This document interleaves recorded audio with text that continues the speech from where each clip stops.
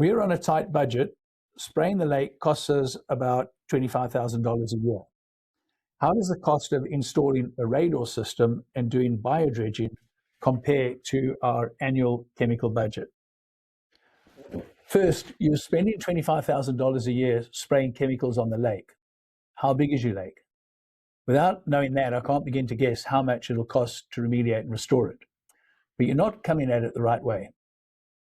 You're spending money on biocidal chemicals that are killing algae or weeds or both. It's common cause that all that dead biomass decomposes, depletes oxygen, and produces more sludge at the bottom of the lake that recycles nutrients. So you're paying money to be on a treadmill, and the treadmill is going to go faster and faster. You're going to pay more and more over time because you're paying to make the situation worse. Let me put it this way. We spoke to a lake in 2018 or 2019 and proposed a lake management plan to remediate and restore their lake that would have cost $500,000 over 5 years. But the first year would have been a big chunk of that. They were spending about $80,000 a year on chemicals and decided to save money and stick with the chemicals. At the beginning of this year, they've got a new lake committee and they contacted us again. So that is 6 years later. They're budgeting to spend $130,000 on chemicals this year. So they must have spent well over $500,000 in the past 6 years on chemicals. The cost is going up every year and the lake is getting worse.